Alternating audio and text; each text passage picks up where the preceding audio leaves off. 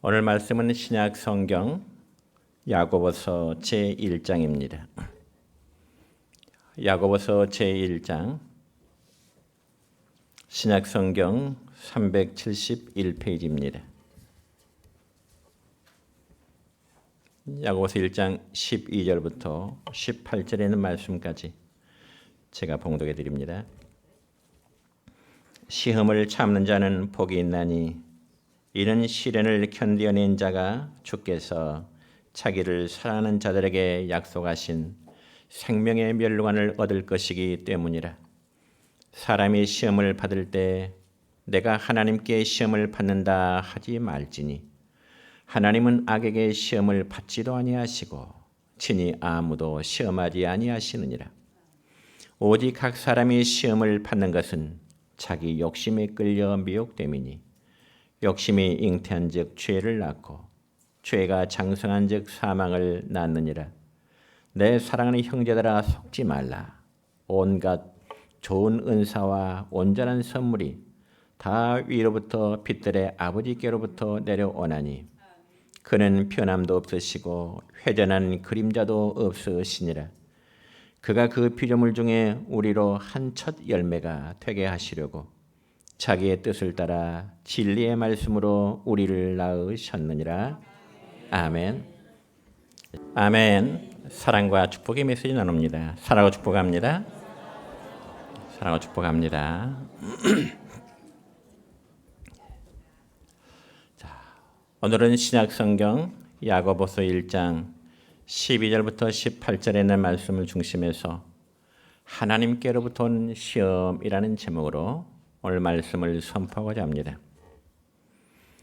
여러분, 저는 처음 신앙생활하면서 예수님께서 사랑하는 제자들에게 가르쳐 주신 즉 주기도문 가운데 시험에 들게 하지 마옵시고 라는 말씀에 굉장한 의문을 가졌습니다. 왜냐하면 우리가 일반적으로 어떤 사람이 시험에 응했으면 당연히 그 시험에 합격해서 드려야 되는데 시험에 들게 하지 마옵시고 라는 이 말씀이 굉장한 의심이 되었습니다. 그래서 중학교 시절에 주일학교 선생님에게 선생님, 시험에 들게 하지 마옵시고 라는 그 뜻이 무엇인가요? 그렇게 물은 적이 있습니다. 그러나 그 선생님이 제대로 설명을 잘 못해 주셨던지 아니면 제가 어릴 때이기 때문에 그 뜻을 잘 이해하지 못해서 있던지 아무튼 상당 기간 동안에 시험에 들게 하지 마옵시고 라는 그 말씀이 제게는 상당한 의문이 되었습니다. 그러다가 조금 더 성장해서 신앙생활 하면서 어느 날 집사님 두 분이 교회에서 대화를 나누시는데 우연찮게 그 두 분 집사님의 대화를 들었습니다. 그러면서 그 두 집사님의 대화 내용은 이렇습니다. 최 집사가 요즘에 시험에 들었나 봐. 교회 나오지도 않고. 그러니까 제 느낌으로는 아마 신앙생활에 시험 드는 것이 신앙생활에 시험 들었다는 것이 아마 좋은 것이 아닌가 봐. 그런 느낌을 갖게 된 적이 있습니다. 그렇다면 여러분은 지금까지 신앙생활하면서 시험에 들어본 적은 없으신지요? 제가 지금까지 목회를 하다 보니까 성도들이 은혜에 충만한 신앙생활을 하다 보면은 절대로 신앙생활에 시험 들지 않습니다. 그러다고 은혜가 조금이라도 떨어지면 아주 작은 것에 때로는 시험이 되게 되고 또 교회 생활에 나태해지게 되는 그러한 경우들을 많이 보게 됩니다. 그러면 과연 성경에서는 이 시험에 대해서 어떻게 말씀을 하고 있을까요? 여러분, 시험에는 두 종류의 시험이 있는데 첫 번째는 하나님이 주시는 시험, 테스트 혹은 트라이얼. 하나님이 주시는 시험이 있습니다. 오늘 우리가 읽은 말씀 가운데 12절 첫 부분의 말씀을 보면 시험을 참는 자는 복이 있나니 이런 말씀이 있습니다. 그러니까 여기 12절에 기록된 시험은 하나님으로부터 오는 시험인 거죠. 여러분, 이 시험을 받은 대표적인 한 사람을 소개하자면 바로 믿음의 조상 아브라함을 소개하고 싶습니다. 여러분, 특별히 아브라함은 그의 나이 75세 때 하나님의 부름을 받아 고향인 그의 고향 갈대아 우르, 성경의 갈대아 우르 지역은 지금은 저 이라크 나라의 남부 지역에 속한 도시 중에 하나입니다. 하나님께서는 아브라함이 살고 있는 갈대아 우르에서 너 떠나라 그렇게 말씀하십니다. 물론 그때만 해도 아브라함에게는 아들이 없습니다. 그런데 하나님은 아브라함을 불러내신 후에 약속하시길, 아브라함아, 너의 후손이 이제 하늘의 별과 같이 그리고 땅의 모래수와 같이 많은 후손을 네가 얻게 될 것이라, 그런 약속의 말씀하십니다. 그리고는 아브라함의 나이 100세 때 정말 25년 전에 약속하셨던 그 약속의 아들을, 즉 이삭을 선물로 허락하시게 되었습니다. 그런데 어느 날 하나님은 아브라함이 아들 이삭보다, 즉 100세에 얻은 아들 이삭보다 하나님을 더 사랑하시는지 시험을 하고자 하십니다.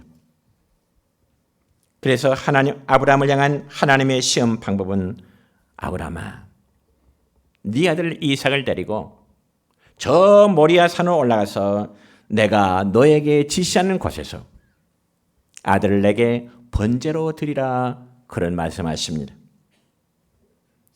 여러분, 우리가 통상 모리아 산이라 그러면 오늘날 예루살렘에 있는 성전산을 의미합니다. 그리고 그것은 현재 이슬람의 사원이 있는 곳이죠. 그러니까 아들을 제물로 드리란 말씀은 마치 아들을 짐승처럼 잡아서 제물로 바치라는 의미입니다. 그렇다면 여러분, 그 하나님의 말씀을 순종하기가 과연 쉬울까요? 차라리 짐승의 제물을 여러 마리 바치라 하면은 별 문제가 아니겠지만은, 여러분 100세 때 난 아들을 짐승의 제물처럼 잡아서 하나님께 제물로 바치라고 하니 얼마나 날벼락 같은 하나님의 말씀인가요? 그럼에도 아브라함은 조금도 주저하지 않습니다. 그리고 자기 집에 있는 종 둘을 데리고 하나님께서 말씀하신 대로 순종하기 위해서 3일 길을 걸어서 저 모리아산 근처에까지 이르게 됩니다. 그런데 여러분, 아브라함이 종 둘과 그리고 사랑아들 이삭을 데리고 저 모리아산까지 3일 동안 걸어가는 도중에 아브라함의 마음속에 어떤 생각이 들었을까요? 100살 때 얻은 아들을 하나님이 원하시어 제물로 드리기 위해서 가는 도중이니 아비로서는 정말 마음이 찢어질 듯한 그런 아픔이 있을 것입니다. 그럼에도 모리아산 근처에 이르서는 데리고 온 종들을 너희 둘은 여기 잠시 기다리고 있거라. 그리고 마지막 장소까지는 아브라함이 아들 이삭만을 데리고 이제 산에 오르게 되는 것이죠. 그 광경에 대해서 여러분, 창세기 22장 6절의 말씀 보면 이렇게 기록되어 있습니다. 시작. 아브라함이 이에 번제 나무를 가져다가 그의 아들 이삭에게 지우고 자기는 불과 칼을 손에 들고 두 사람이 동행하더니, 아멘.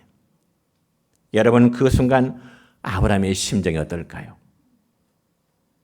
아브라함은 지금 자기 손에 들려진 칼로서 아들 이삭을 잡아 하나님께 번제물로 드리기 위해서 그런 마음으로 지금 마지막 장소에까지 오르고 있는 것입니다.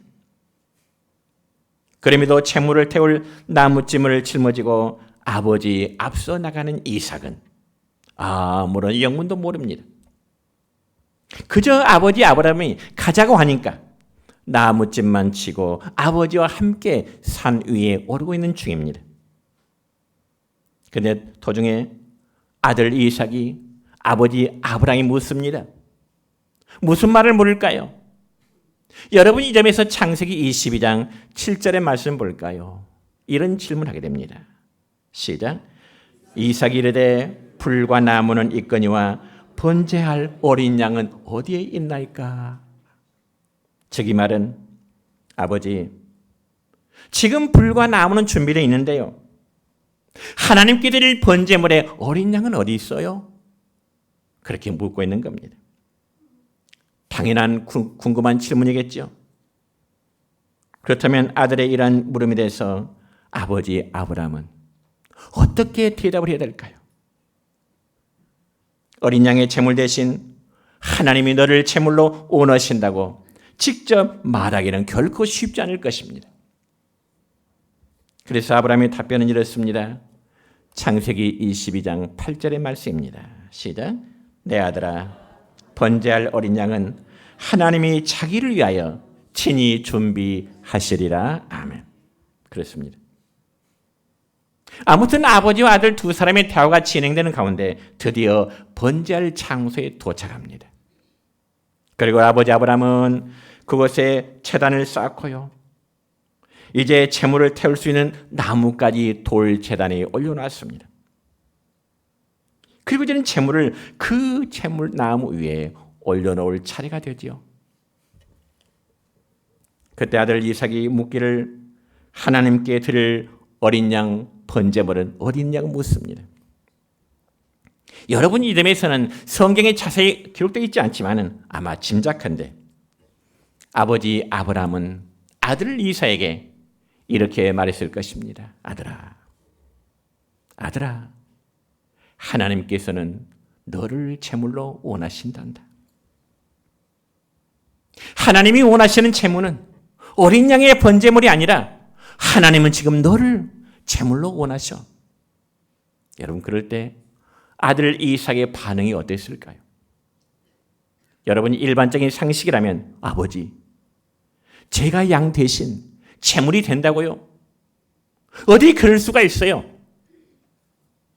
아마 그러면서 당장 도망칠 것입니다. 그런데 아들 이삭은 하나님이 자신의 몸을 제물로 받기 원하신다기에 조금도 반항하지 않습니다. 도망하지 않습니다. 그 아버지의 그 아들입니다. 그래서 아브라함은 아들 이삭을 결박해서 묶어서 마지막 잡기에서 돌 제단 나무에 아들을 올려놓습니다. 그리고 하나님 앞에 아들 이삭을 번제물로 드리려고 드디어 칼을 뽑아 들었습니다.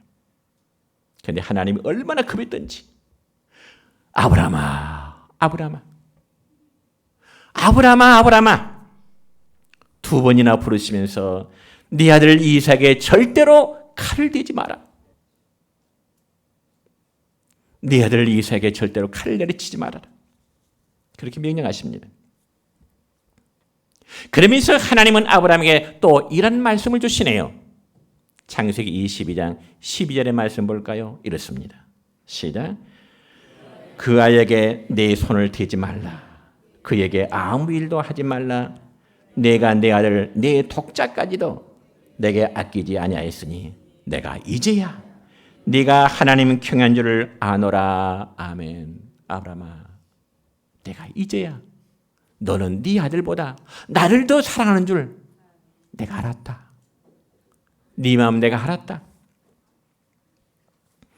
그리고는 아브라함이 뒤를 돌아보니 숯불의 뒤에 숯불에 순양 한 마리가 걸려 있습니다. 그때 하나님은 아브라함아, 저 순양을 가지고 내게 제물로 드리라.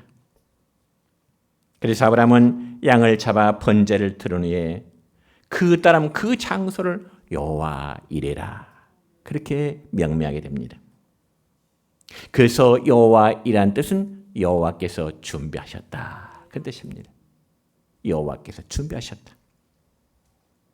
이처럼 하나님은 성도들이 신앙의 시험에 합격을 하기만 하면 놀라운 복을 주시고자 하시는 분이심을 여러분 믿으시기를 축원합니다.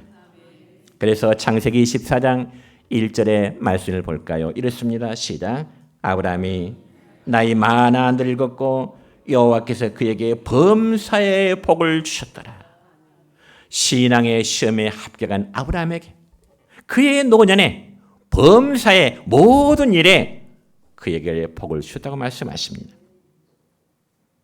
그러므로 하나님께서 성도들에게 주시는 시험은 연단 후에 더 큰 복을 주시기 위한 목적이 있음을 여러분 믿으시기를 축원합니다. 두 번째는 이제는 하나님이 주시는 시험이 있습니다. 유혹, 템테이션입니다. 이 시험을 유혹이라고 하는데요. 이 사탄 마귀가 우리에게 주는 시험은 목적은 성도를 실족하게 하고요. 파멸함에 이르도록 하는 것이 사탄 마귀의 시험입니다. 그리고 성도들이 사탄 마귀가 주는 이러한 시험에 들게 되는 것은 오늘 성경에 보니까 자기의 욕심 때문이다. 대부분 많은 사람들이 시험에 드는 것은 자기의 욕심 때문. 오늘 본문 14절의 말씀을 볼까요? 성경에 이렇게 기록됩니다. 시작. 오직 각 사람이 시험을 받는 것은 자기 욕심에 끌려 미혹됨이라. 아멘. 그렇습니다. 자기 욕심 때문에 유혹에 이끌려서 시험을 받는다는 거죠. 우리가 실제로 구약 성경 창세기 3장에 보면은 최초의 사람 아담과 하와가 하나님께서 금하신 즉 선악을 알게 하는 나무 열매를 따먹음으로 범죄한 사실을 여러분들은 잘 기억하실 것입니다. 그러면 왜 그들이 하나님께서 그토록 금하신 열매 먹으면 죽는다고 하는 그 금령이 내려진 그 나무를 먹게 되었을까요? 물론 성경에 보니까 하나님처럼 높아지고자 하는 그런 욕망 때문이기도 하겠지만은 그보다 앞서 그들이 나무 열매를 보니 성경에는 뭐라고 기록되느냐? 먹음직하고 보암직하고 지혜롭게 할 만큼 탐스럽기도 한 나무라. 하나님이 먹지 말라고 하는 그 나무가 정말 먹음직하고 보암직하고 그리고 지혜롭게 할 만큼 너무너무 탐스럽다는 것이죠. 여러분, 보기 좋은 떡도 어때요? 보기 좋은 떡도 이렇게 모른 척 하십니까? 맛도 있잖아요. 보기 좋은 떡도 맛이 있다. 그래서 하와는 그 나무 열매를 보는 순간 완전히 욕심에 이끌려버린 것입니다.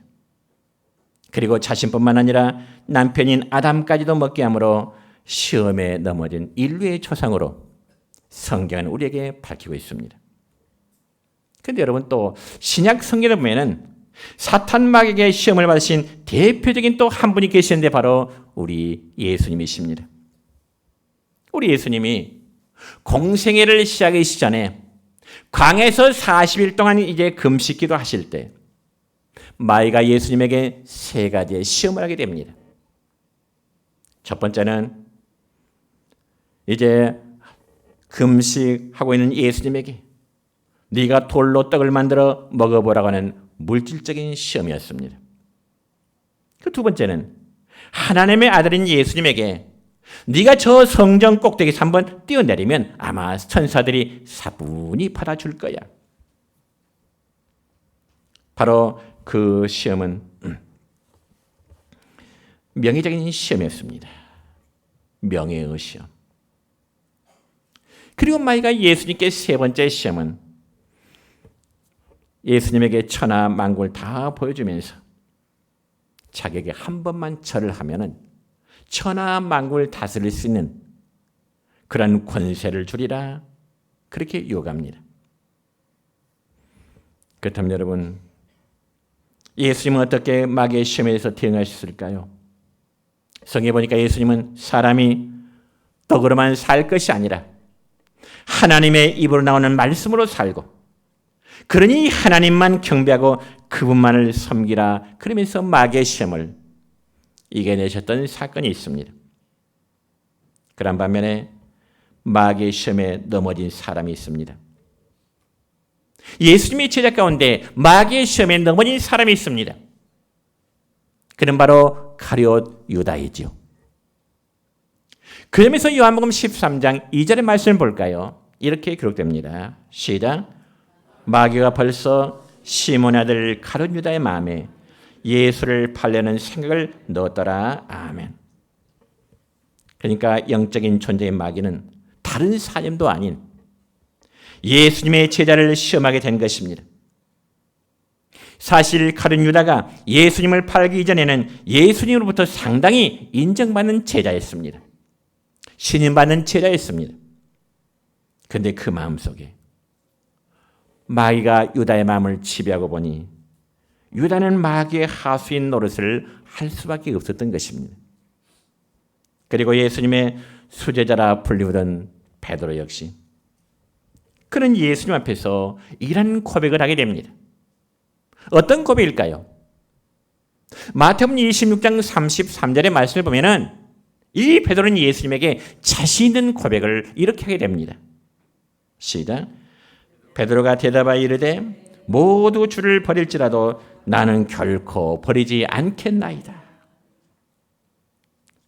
자기와 함께 다른 동료 제자들이 설령 예수님, 선생님을 버린다 할지라도 저만큼은 절대로 선생님 버리지 않을게요. 이 말을 좀 리얼하게 표현하자면 이렇습니다.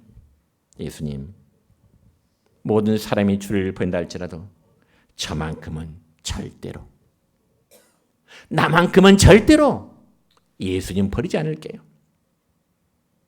그날 그도 역시 예수님을 3번이나 모른다고 부인하게 됩니다. 그리고 시험에 넘어지게 됩니다. 이처럼 인간은 죄에 대해서, 시험에 대해서 모두가 다 일반적으로 약할 수밖에 없습니다. 그렇다면 이 시간 우리는 마귀의 시험이 아닌 하나님께서 우리 성도에게 시험을 주시는 구체적인 이유가 무엇인지를 살피고자 할 것인데, 먼저 하나님께 찬송합니다.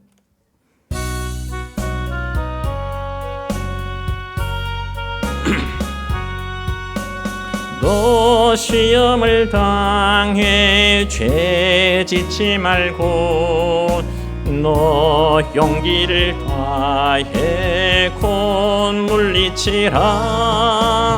너 시험을 이겨 새 힘을 얻고 주 예수를 믿어 늘 승리하라. 우리 구주의 힘과 그의 위로를 빌라. 주님 내 편에 서서 항상 도우시리. 내 친구를 삼가 잘 선택하고 노행을 삼가 늘 조심하라. 너 열심을 다해 늘 충성하고 온 정성을 다해 주 봉사하라. 우리 구주의 힘과 그의 위로를 빌라. 주님 내 편에 서서 항상 도우시리. 여러분, 하나님께서 우리 성도에게 시험을 주시는 구체적인 이유가 있는데, 첫째는 참 성도와 거짓 성도를 구별하시기 위한 그런 이유가 있습니다. 여러분, 신약성경 가운데 마태복음 13장의 말씀을 보면 예수님께서 사랑하는 제자들과 모든 무리들에게 씨 뿌리는 비유를 말씀하십니다. 여러분, 예수님께서 씨 뿌리는 비유를 하실 때 그 네 종류의 밭이 나오는데, 첫째는 길가와 같은 밭, 그리고 돌밭, 그 세 번째는 가시떨기밭, 네 번째는 좋은 밭입니다. 여러분, 이 네 종류의 밭에 농부가 어느 날 씨를 뿌렸습니다. 가장 먼저 길가에 씨를 뿌렸는데 길가에 떨어진 씨앗이 어떻게 됐을까요? 땅이 단단하기 때문에 싹이 들 수가 없고요. 길가에 씨앗이 뒹굴다 보니까 새들이 날아와서 주워 먹어버렸다고 말씀하십니다. 그리고 두 번째로 뿌려진 씨앗은 흙이 매우 얕은 돌밭에 떨어졌습니다. 여러분, 돌밭에 떨어진 씨앗, 싹이 나오기는 했습니다. 그렇지만 돌밭에 뿌려진 씨앗은 흙이 깊지를 않기 때문에 뿌리를 내릴 수가 없네요. 그러다 보니 수분을 제대로 흡수하지 못하게 되네요. 내리쬐는 태양에 타서 죽고 말았습니다. 그리고 세 번째 뿌려진 씨앗은 가시떨기가 우거진 밭에 씨앗이 떨어졌습니다. 여러분, 가시덤불이 우거진 밭에도 씨앗이 떨어지니까 싹이 나기는 났습니다. 그리고 얼마 동안 싹이 나서 자라게 되지만은 위에서 누르는 가시 때문에 더 이상 자라지를 못합니다. 그러면 흙이 얕은 돌짝밭과 가시떨기가 우거진 밭에 공통점이 있습니다. 그게 뭘까요? 일단 뿌려진 씨앗이 나기는 했지만 더 이상 자라지를 못하고 열매를 맺지 못한다는 점입니다. 그래서 이 두 밭을 우리 성도들의 마음, 우리 인간의 마음에 비유하자면 돌밭의 마음은 겉으로는 뜨거운 신앙을 가진 것 같은데 마음은 여전히 전혀 변화되지 아니하는 그런 성도의 모형을 말씀하는 것입니다. 다시 말씀드려서 외형적으로 보면 분명히 예수 믿는 성도가 분명합니다. 외형적으로는 주일날 교회 다니고요, 예배에 참석하고요, 또한 필요에 따라 봉사도 합니다. 그러나 내면적인 변화가 전혀 없는 성도입니다. 그리고 가시떨기밭과 같은 성도의 마음은 하나님의 말씀을 받을 때 매우 즉흥적으로 기뻐하면서 또 말씀을 들 때 감사합니다. 또한 하나님은 정말 살아 계신다고 고백을 하기도 합니다. 그러나 문제는 그러한 성도들에게 어떤 환경의 시험이 닥쳤을 때 쉽게 무너진다는 점입니다. 마치 식물이 자라기를 원하나 가시덤불이 위에서 누르면 더 이상 자라지 못하는 듯이 성도들에게 마치 가시와 같은 시험이 닥쳤을 때 이겨내지를 못하고 그냥 쉽게 주저앉아 버린다는 것입니다. 그러면서 말하기를 내가 언제 예수 믿었느냐? 내가 언제 뭐 예수 믿는 사람이야? 쉽게 달아나 버리죠. 그렇지만 여러분, 좋은 땅에 뿌려진 씨앗은 뿌리를 깊숙이 내리기 때문에 아무리 뜨거운 태양이 내리친다 할지라도 비바람이 분다 할지라도 좋은 땅에 뿌려진 씨앗은 열매를 맺게 되는 것입니다. 오히려 그 뿌리가 더 깊숙한 곳까지 뿌리를 내리고요, 물을 빨아올리며 햇빛을 받아 건강하게 자라게 되는 것입니다. 이처럼 부드러운 마음을 가지고 말씀을 깨닫는 자는, 마음의 부드러운 마음을 가지고 말씀을 듣는 자는, 마음이 굳어버린 상태로 말씀을 듣지 않을 때는 아무리 천사 같은 말씀이 선포되어도 자신에는 아무런 유익이 없습니다. 좋은 땅에 뿌린 씨앗은 우리의 마음이 준비된 마음으로 부드러운 마음을 가지고 말씀을 깨는 자는 시련의 때에 더 믿음의 진면목을 나타나게 될 것입니다. 여러분, 어떤 책에 보니까 이런 글이 있어 그대로 한번 인용해 보고자 합니다. 한번 들어보세요. 가짜 성도들은 예수님을 따라 감난산까지는 갈 수 있습니다. 그러나 갈보리까지는 갈 수 없다, 이런 말이 있습니다. 곰곰이 저 글을 다시 한번 읽어보세요. 가짜 성도들은 예수님을 따라 감람산까지는 갈 수 있습니다. 그러나 갈보리산까지는 갈 수 없습니다. 참 의미 있는 글입니다. 여러분, 그러면 갈보리는 어떤 것인가요? 바로 우리 주님이 십자가를 지신 것입니다. 그러므로 하나님께서는 우리를 시험하셔서 우리가 참 신앙을 가졌는지 아니면 올바른 신앙을 가지지 않았는지를 아시고자 하시는 것입니다. 흔히 우리가 성경 말씀을 읽을 때 고난과 시련을 극복하고 승리한 사람을 우리가 들라면 주저하지 않고 우리는 성경 속에서 욥이라는 사람을 들게 될 것입니다. 욥이라는 사람은 극심한 고난 가운데서도 하나님을 부인하지 않았기 때문에 그는 정말 하나님으로부터 인정을 받은 대표적인 사람입니다. 그런데 저는 성경을 읽으면서 과연 하나님께서 욥에게 내리신 시험을 나에게도 내리신다면 나는 과연 감당할 수 있을까? 하나님이 욥에게 주신 그 어려움의 시험을 내게 주신다면 나는 감당할 수 있을까? 저는 하나님 앞에 솔직히 고백해서 하나님, 저는 못할 것 같아요. 저는 못할 것 같아요. 정말 믿음의 사람 욥은 하루아침에 모든 재산을 잃었습니다.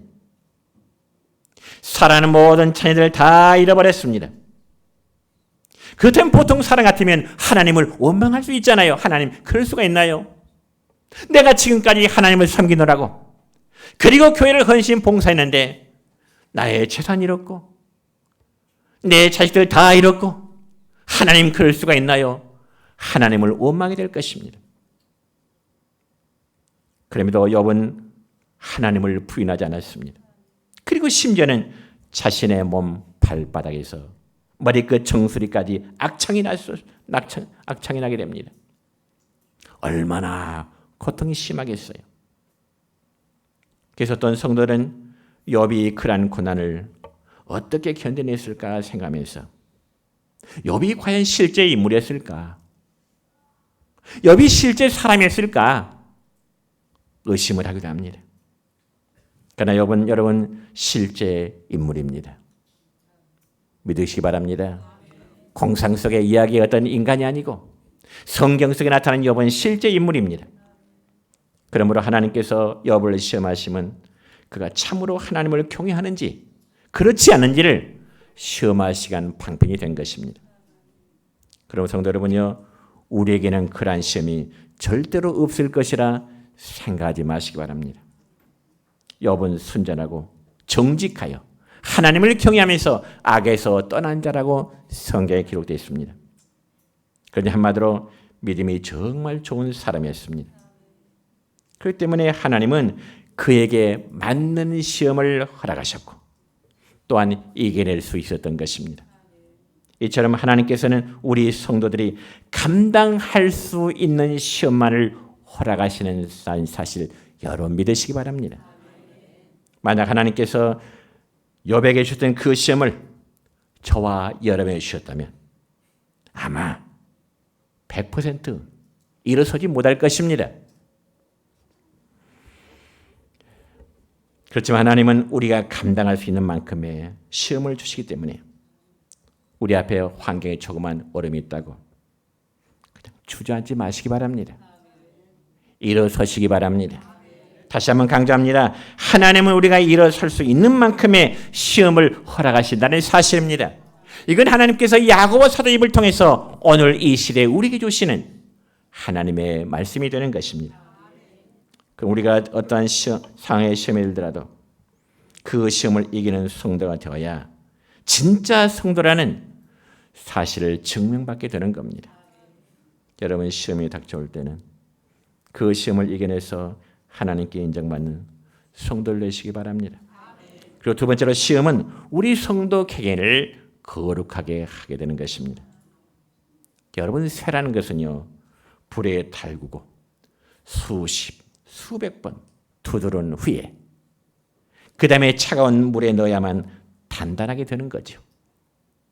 그래서 단단한 쇠가족에서는 뜨거운 불 속에 여러 번 들어가야 되고 또 망치로 수백 번 맞아야만 단단한 독으로 만들어지듯이 하나님도 그의 백성들을 불로 연단하는 시험을 통해서 복을 주시는 하나님이신 것입니다. 이것이 바로 하나님이 우리 성도를 시험하시는 목적이 되는 것입니다. 마귀의 시험은 우리를 파멸과 하나님부터 떨어지도록 하도록 한 것이 마귀의 시험의 목적이라면 하나님은 우리의 시험을 연단시켜서 복을 주시기 위함의 목적이라는 것입니다. 그렇기 때문에 우리는 예수님을 믿고 난 후에도 때로는 어려움을 당할 때가 있습니다. 심지어 믿지 않을 때보다 더 어려운 일을 많이 당하게 되는 경우도 있습니다. 그럴 때는 괴롭고 힘든 게 사실입니다. 환경의 어려움 사실 힘들잖아요. 그래서 생각이를 예수 믿으면 안 되는데 내가 괜히 교회 다니나? 나 같은 사람은 교회 다니면 안 되는데 내가 교회 다니니까 이 어린이들 많이 생기지 않나? 때로는 그런 마음이 생기기도 할 것입니다. 이것이 바로 악한 영이 시험을 통해서 우리 성도에게 의심의 마음을 불어넣는 것입니다. 성도 여러분이요, 불신의 마음, 의심의 마음이 곧 악한 영의 시험이라는 사실을 믿으시기 바랍니다. 여러분, 우리 흔히 예수 믿으면 복받아요, 하나님 믿으니 하나님께 도와주신 아무런 염려가 없다고 그렇게 말을 합니다. 물론 이 말은 맞는 말입니다. 그러나 사람이 생각하는 복과 하나님께 주시는 복과는 개념은 차이가 있음을 여러분이 이해를 하셔야 됩니다. 또 아무런 염려가 없는 것이 아니라 때로는 예수 믿는 성도들에게도 여러 가지 시험이 임하기도 합니다. 그러나 그 시험이 악한 영으로부터 내게 임하는 시험이냐, 아니면 하나님께서 나를 연단하신 후에 복을 주시기 위한 시험이냐, 이거를 깨달아야 되는 거죠. 여러분, 구약성경 다니엘서 12장 10절의 말씀 볼까요? 이런 말씀이 있습니다. 시작. 많은 사람이 연단을 받아 스스로 정결하게 하며 희귀할 것이나 악한 사람은 악을 행하리니 악한 자는 아무것도 깨닫지 못하되 오직 지혜 있는 자는 깨달으리라. 아멘. 그렇습니다. 연단의 풀무불을 거친 자만이 내면적인 모든 더러운 찌꺼기를 내어버릴 수 있는 거예요. 그러므로 우리를 연단하시는 시험을 통과하지 않고는 결코 우리의 속 사람이 정결해질 수가 없는 겁니다. 그러므로 하나님 우리를 정결하시기 위해서, 그리고 거룩하게 하시기 위해서 크고 작은 환경의 시험 주신 것, 여러분 깨닫으시길 바랍니다. 그리고 우리는 시험을 이긴 후에야 비로소 예수 그리스도의 정결한 신부로 세움을 얻게 되는 겁니다. 여러분, 우리 주님 오실 때 정말 정결한 신부로 주님 앞에 서시길 원한다면 환경의 시험을 두려워하지 마십시다. 환경의 시험을 두려워하지 마십시다. 적극적으로 임하시길 축원합니다. 그리고 시험을 당할 때 하나님을 원망하고 불평한다면 절대로 그 시험을 이길 수 없는 것입니다. 여러분, 앞에서 말씀드렸듯이 하나님께서 아브라함에게 독자 이삭을 바치라고 했을 때, 물론 하나님이 원망하면서 이런 항변을 할 수 있겠죠. 하나님, 어떻게 그럴 수 있습니까? 하나님, 어떻게 그럴 수 있습니까? 이 아들이 하나님 어떤 아들인가요? 하나님이 25년 전에 주셨던 그 약속의 아들이잖아요. 하나님, 이제 와서 이 아들을 번제로 바치려 한다면 하나님 어찌합니까? 하나님, 제가 이제 아들을 달라고 하나님께 요청했나요? 아마 이러저런 많은 항변을 할 수 있었을 것입니다. 여러분, 아브라함이 그렇게 하나님 앞에 불평을 했다면 어떨까요? 하나님께서 계획하신 바 모든 복을 누리지 못했을 것입니다. 전 여러분에게 고면합니다. 우리가 살다 보면 원치 아니하는 여러 가지 환경 때문에, 또 사소한 일 때문에 때로는 시험을 당하기도 합니다. 그럴지라 우리는 하나님 앞에 원망하거나 불평하는 삶으로 살아서는 안 됩니다. 그것은 왜냐하면 하나님의 거룩하심을 훼손하기 때문입니다. 그렇다면 어찌해야 될까요? 우리는 하나님 뜻이 이루어지기를 바라는 마음으로, 연단을 우리는 기쁜 마음으로 받아들일 수 있기를 바랍니다. 그리할 때 주께서 자기를 사랑하는 자들에게 약속하신 생명의 멸류관을 주실 것이기 때문에 그렇습니다. 자, 오늘 말씀 맺습니다. 우리가 시험을 당할 때면 힘들고 괴로운 게 사실입니다. 그럼에도 하나님 말씀하시기를 참아내라. 참아내라. 그리할 때 약속하신 생명의 멸류관을 주시라고 약속하십니다. 바로 우리 성들이 시험의 승리자가 될지언정 주저앉는 연약한 자가 되지 않기를 다시 한번 주님의 이름으로 축원합니다.